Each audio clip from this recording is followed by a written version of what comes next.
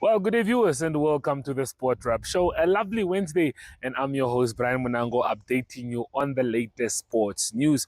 For this one, as you guys know it, this season, we are going to be reporting mostly here from this iconic stadium of the Hage Geingob Stadium. As you can see behind me, the views look immaculate.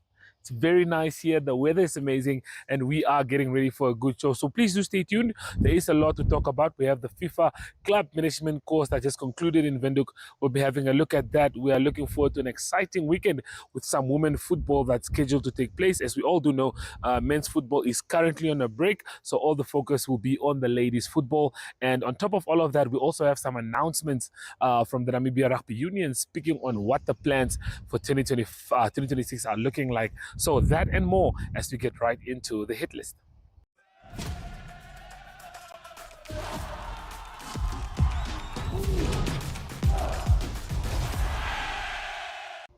Well, like I said, there's a lot to talk about. First and foremost, we're starting off with the FIFA in partnership with the NFA, a big event that did happen this past week. So, FIFA in partnership with NFA concluded the FIFA Club Management course. 43 from the NFPL and the FNB Women's Super League successfully completed the two-day course. The program focuses on key areas such as governance, strategic planning, financial management, marketing, sustainable club development. It's designed to equip club executives and administrators with modern management skills that align with international football standards.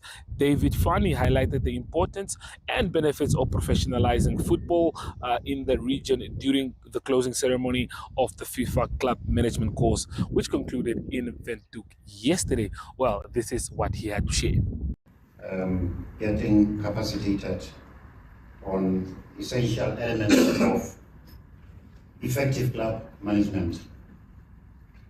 We trust that you grasped some of the key concepts which, if applied, will improve the administration and management of your clubs and strengthen leadership capabilities within your organizations.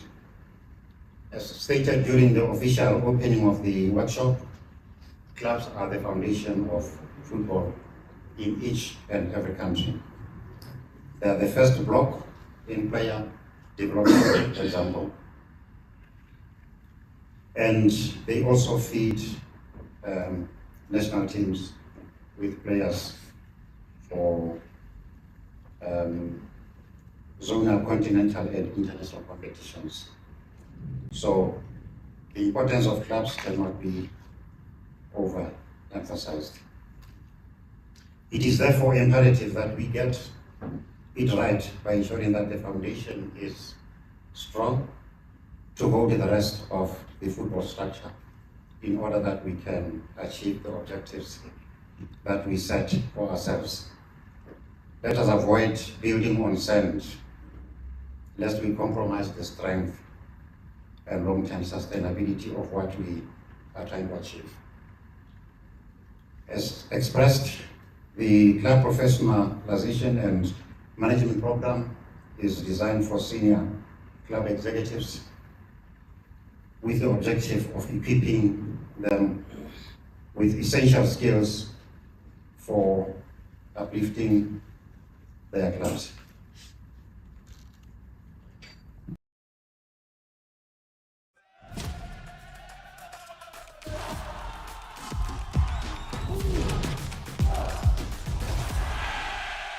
So, like I did mention earlier, everyone knows that the men's football is currently on a break, but that does not mean that the action stops there. We know that the FNB Women's Super League will be continuing with round 6 and round 7 this upcoming weekend. Let's have a look at how the games look like for the weekend. In round 6, we can look forward to some exciting matches where we have Julinho Athletic that will be taking on Desert Foxes. Desert Foxes are from the coast and they are newly promoted. Ongos Ladies will be playing Komas Nampol. V-Power Angels take on African Stars Queen. Nas Babes take on Mighty Angels. Windhoek City take on Yunnan Bokkies. And the final game for Saturday is Mighty Ghana Ladies taking on Arrow Ladies. So all these matches are scheduled to be taking place in Windhoek, so you guys can be ready and be excited for the fact that there's a lot that will be happening here in Windhoek. We have the Julinho Athletic Stadium where most of the games will be played. And then if we look at Sunday, you can also see that Julinho Athletic Ladies take on Komas Nampol. Ongos take on Desert Foxes. Desert Foxes have been struggling this season. And then we also have V-Power Angels that will be taking on Mighty Angels FC.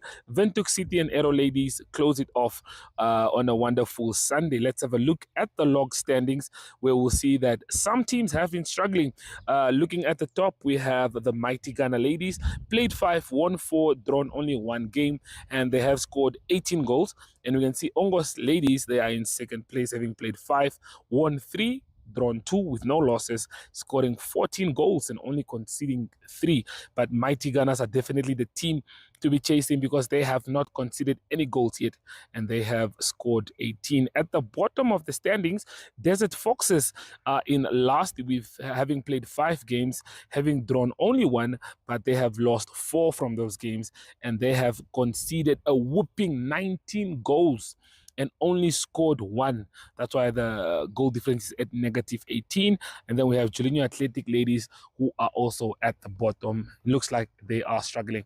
Well, that's all that we do have for you on the hit list with the recent updates. Please do stay tuned as we'll be going for a short break and we'll be right back.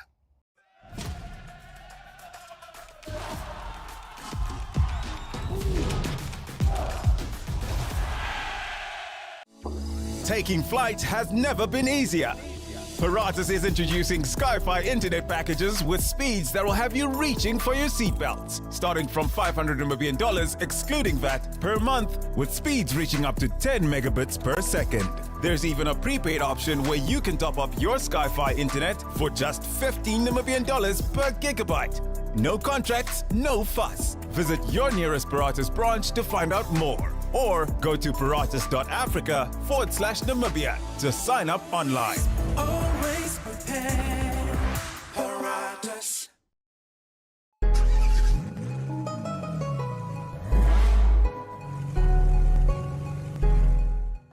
Are you curious as to what is driving the cars world? Well, we are bringing you into the world of cars. Tech, trends, road trips, and the stories behind the wheels.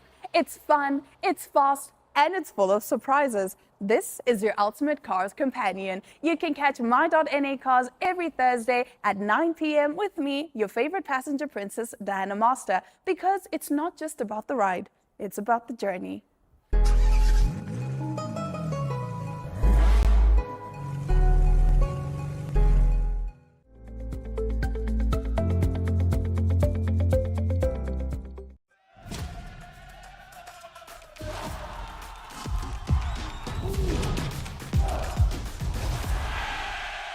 Well, the spotlight is on the Namibia Rugby Union as we speak. We know that things in 2025 didn't look that good. Namibia didn't qualify for the World Cup for the first time. And it looks like this year is going to be a tough year for the national team. But we did get to hear a few words from the Vice President of the Namibia Rugby Union, which is Johan Diergaardt. And we also got to hear from the CEO of the NRU, which is John Hines, to just give us more information as to how the year 2026 looks like with international events and how they plan on putting up a strong team or getting things in place to start rebuilding and getting ready for some more rugby action. So stay tuned for that. From the Union, the current status of the Union, the reset and rebuilding strategy for 2026-2031. The Namibia Rugby Union is currently navigating a transition phase following the conclusion of the Rugby World Cup 27 qualification cycle. The Union confirms that Namibia did not qualify for the Rugby World Cup 2027. As a result, World Rugby High Performance Funding, which is linked to participation in the World Cup 2027, has been adjusted in line with the applicable funding framework. This change in funding has required the Union to reassess its high performance structures and overall financial planning to ensure sustainability and alignment with available resources. The Namibia Rugby Union recognizes the heightened public interest and commentary surrounding recent development within the union. The NRU affirms that its governance and executive structures remain in place and fully operational, and that the union continues to function in accordance with its constitutional, regulatory and international obligations. As part of the post-qualification review and funding realignment process, changes have occurred within the union high-performance environment. These developments followed the conclusion of the World Cup qualification cycle and the associated adjustment of high-performance funding. The NRU emphasizes that these matters arose from broader structural and funding considerations rather than individual or performance-related issues. The NRU wishes to place on record that all engagements during the process have been conducted professionally and in good faith. The union remains committed to respectful, transparent and constructive relationships with all coaches and technical personnel as it enters the rebuilding phase. Operational continuity has been maintained, and the NRU confirms that it remains compliant with all its national and international obligations. In parallel with these developments, the union has completed an internal review of its governance structures, operational systems, high-performance environment, competitions, development pathways, and financial position. The review highlighted the need for structural strengthening to support long-term growth, sustainability, and comparative relevance, while also confirming the strong foundation provided by the Namibia's rugby community, athletes, and stakeholders. The union acknowledges calls from the rugby community for increased engagement, clarity, and communication. As part of the reset and rebuilding strategy, the NRU is strengthening its governance and reporting and stakeholder communication processes to support transparency, accountability, and trust across the rugby ecosystem.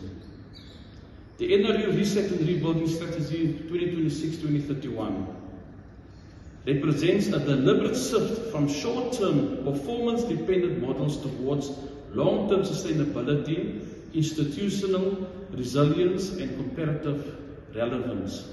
The strategy is the outcome of a structured internal review and planning process informed by international best practice and aligned with World Rugby framework. It is built on 5 integrated pillars. Number 1, governance and leadership and institutional reform. 2, financial sustainability and commercial growth. 3, high performance and national pathway rebuild. 4, competition and participation growth. 5, development, transformation, and community impact. Looking ahead, the Namibia Rugby Union acknowledges the recent outcomes represents a challenging period for both the union and the broader rugby community.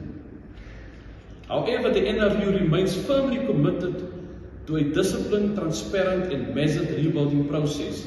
The 2026 and 2031 period will focus on institutional stabilization, sustainable commercial growth, aligned development pathways, and progressive performance improvement over successive competition cycles.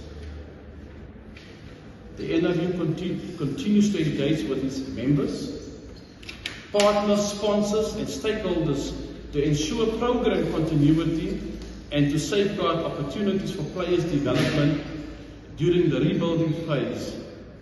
The NRU thanks the members, partners, and supporters for their continued commitment and support during this important period of renewal and rebuilding. Thank you.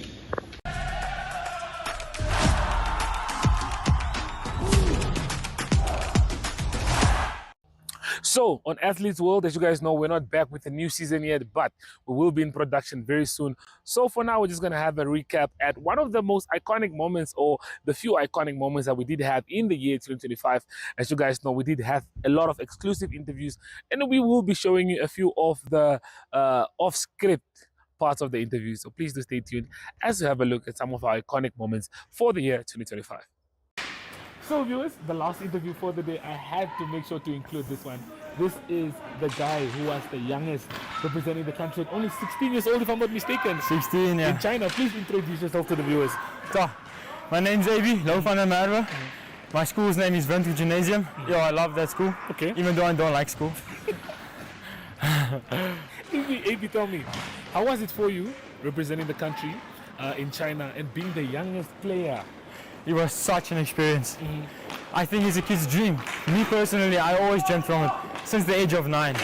I love the sport with a passion, and it's like nothing I can explain. It's Yeah. too difficult. How long have you been playing the sport, and when did you start realizing that this is your favorite sport maybe? So when I was small, I played rugby, right? Okay. And then my father introduced me to inline hockey. And the first practice, I fell in love with the sport. Since the age of 9 or 8, I'm not sure. But yeah, But it started at a very early age. a very early age. Okay. yeah.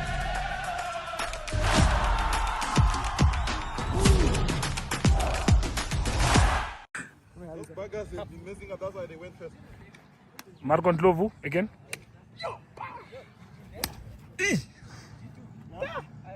Yeah, no, Ndlovu knows how to do it. Run over the.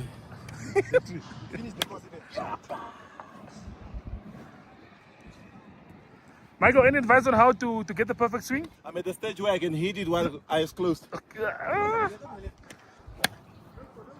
It's more grass than the ball, but Yeah, but it's gone now. That's it. the man is running his way. Yeah, we're Pat, pat. This gotta be good. Are we leaving?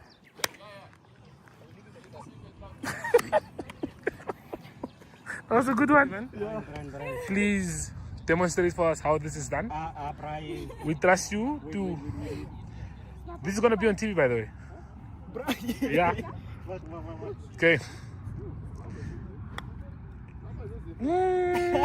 Let's do one more. Let's do one more. Take your time, Stephen. Don't rush it.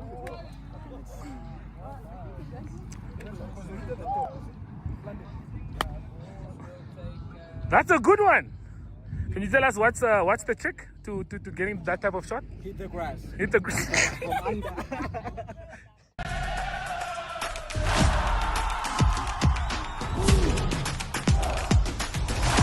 Got this one. We love the sound of that. Okay, now I have to love and let you leave. Perfect. Putting you on the spot right there, hey? Any message that you have for young athletes that are aspiring to try and be up there, try and represent the country at the national level, for someone that has a 9 to 5 and still pitches up at 7 o'clock to train, do it again the next day, represent the country on the highest level, what would your advice be to the young child of Namibia? Definitely comes down to not giving up. So the basics, just keep on dedicating yourself to it.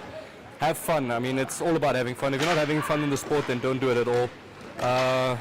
Listen to your coaches, listen to your seniors, and just take in the knowledge, the advice they're giving you for free. You don't need to pay for lessons. Just go out there and to give you 100%. If you're not puking after practice, you're doing something wrong.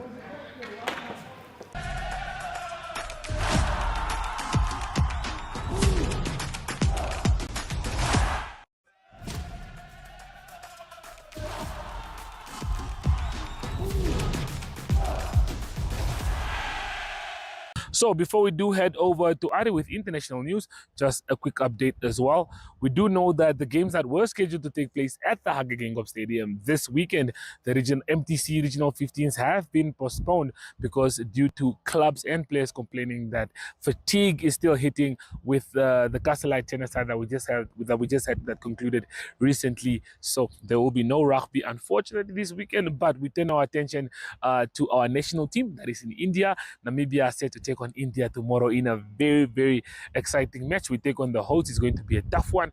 And also, like I did say, this weekend we look forward to a lot of events. So from me, Brian Munango, that's all the time that I do have for you on this one. See you again very soon. Life is unpredictable and one needs to be protected against any eventuality. Get Santam legal access from as little as 50 Namibian dollars a month for when you find yourself in need of legal representation due to civil cases, criminal prosecution, and family matters such as divorce, child maintenance, and custody. It also covers labor disputes, disciplinary hearings, and unfair dismissal or retrenchment. With Santam Legal Access, you'll receive free legal advice on almost every legal aspect, whether the specific matter is covered by your policy or not. For true peace of mind and legal protection when you need it most, call us on 061 292 8000. Santam. This is freedom.